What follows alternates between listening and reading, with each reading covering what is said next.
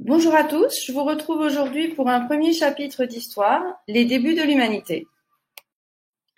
L'histoire des origines de l'humanité est de mieux en mieux connue, même si elle reste parfois imprécise. Elle évolue sans cesse grâce aux découvertes des archéologues et des scientifiques.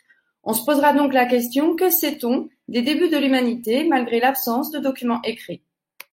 La préhistoire débute avec les premiers hommes il y a 3 millions d'années et se termine avec l'invention de l'écriture vers 3000 ans avant notre ère.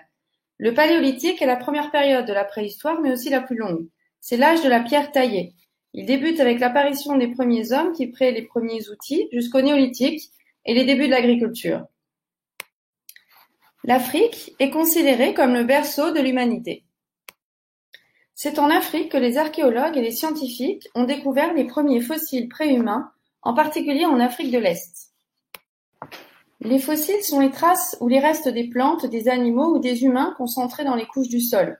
Les archéologues sont des scientifiques qui effectuent des fouilles pour retrouver les traces des populations du passé. Les plus anciens fossiles préhumains découverts sont ceux de Lucie, de l'espèce Australopithèque, découvert en 1974 en Éthiopie et daté de 3,2 millions d'années, ou de Toumaï, découvert au Tchad en 2001 et datant lui de 7 millions d'années. L'histoire des premiers hommes est en transformation constante grâce aux nouvelles découvertes des archéologues et des scientifiques. Les premiers hommes appartiennent à l'espèce des hominidés, les préhumains comme Toumaï ou les australopithèques, et les humains, Homo en latin comme Homo habilis, Homo erectus ou Homo sapiens. Le genre Homo présente de nombreuses espèces qui vivaient au même moment ou pouvaient se succéder. Une espèce, c'est un ensemble d'individus présentant des caractéristiques communes et qui peuvent se reproduire entre eux. Un genre, c'est un ensemble d'espèces qui se ressemblent et qui ont un ancêtre commun, mais qui ne peuvent pas se reproduire entre elles. Il existe plusieurs espèces dans le genre Homo. Homo habilis, qui vivait entre 3 et 2 millions d'années et qui a fabriqué les premiers outils en pierre. Homo erectus, qui vivait entre 2 millions d'années et 100 000 ans avant notre ère, qui est le premier à se tenir debout et à utiliser le feu. Et Homo sapiens, dont le plus ancien fossile date de 300 000 ans avant notre ère, qui dispose d'un cerveau plus développé, ce qui justifie l'origine de son nom en latin, l'homme sage, raisonnable, prudent. Pendant longtemps, nous avons cru que Sapiens était apparu vers 200 000 ans avant notre ère en Éthiopie. Mais ces dernières années, les scientifiques ont découvert au Maroc des fossiles plus anciens encore, ceux de l'homme du Djebel Irhoud, datant de 300 000 ans avant notre ère. Cette découverte nous montre que c'était bien l'ensemble de l'Afrique, et non plus simplement l'Afrique de l'Est, qui était le berceau de l'humanité, à moins que d'autres découvertes nous apportent de nouvelles connaissances. Certaines espèces se sont développées comme sapiens, et aujourd'hui tous les êtres humains sont des sapiens.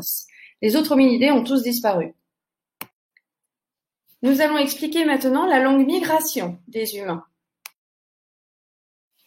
Les hommes préhistoriques se déplacent pour trouver de la nourriture par la chasse, la pêche et la cueillette et un abri. Ce sont des nomades. Un nomade est une personne qui se déplace pour se nourrir et qui n'a pas d'habitat fixe. Sapiens et avant lui Erectus se sont déplacés du berceau africain jusqu'à l'ensemble de la Terre. Ce sont souvent des migrations accidentelles au hasard de la recherche de nourriture et d'abri, et les déplacements sont constants. Ergaster s'est rendu au sud de l'Europe, Erectus jusqu'en Asie, et Sapiens sur la planète entière. Il atteint le Moyen-Orient vers 70 000 ans avant notre ère, de là il ira en Europe, puis l'Asie vers 60 000 ans, l'Océanie vers 45 000 ans, et il réussira aussi à franchir le détroit de Bering, alors vraisemblablement gelé, pour rejoindre l'Amérique vers 14 000 ans, puis l'ensemble du continent vers 11 000 ans. Maintenant, posons-nous la question, qu'était vivre au Paléolithique? Les hommes du Paléolithique sont des nomades qui se nourrissent de la chasse, de la pêche et de la cueillette. Ils disposent d'un habitat temporaire, un abri naturel comme des grottes, puis des huttes ou des tentes.